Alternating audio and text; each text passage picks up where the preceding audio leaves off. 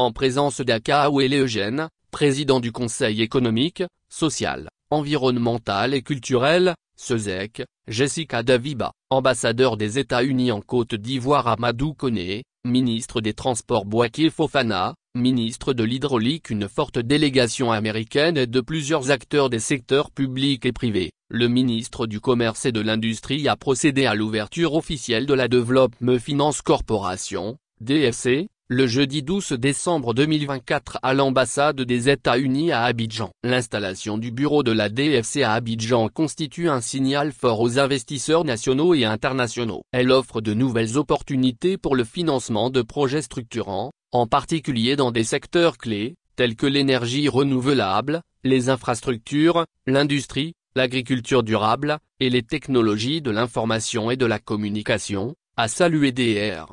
Souleymane Diarra-Souba, qui a ajouté que l'installation de cette structure américaine de financement et d'accompagnement des entreprises témoigne de l'embellie économique de la Côte d'Ivoire et de sa position stratégique en tant que hub économique et financier dans la sous-région. Mieux, elle est l'expression éloquente de l'excellence des relations diplomatiques et économiques qu'entretiennent la Côte d'Ivoire et les États-Unis, avec notamment des niveaux d'échanges commerciaux estimés à 939,226 milliards FCFA soit 1,5 milliard de dollars US. Les USA font partie du top 5 des partenaires commerciaux de la Côte d'Ivoire bénéficiaires des programmes PEPFAR, MCC, Exim Bancus et AGOA. Convaincu que le bureau de la DFC contribuera à rendre plus dynamiques les échanges commerciaux et les investissements entre la Côte d'Ivoire et les États-Unis et à créer de nouvelles opportunités de croissance. Le ministre du Commerce et de l'Industrie a encouragé le secteur privé ivoirien à saisir toutes les opportunités qu'offre la DFC en y souscrivant massivement. Les opérateurs économiques ont donc la faculté de bénéficier à ce nouveau guichet de financement allant de 1 million à 1 milliard de dollars US. DFC a un portefeuille actuel de 50 milliards dont 13 milliards en Afrique. Car, a-t-il noté,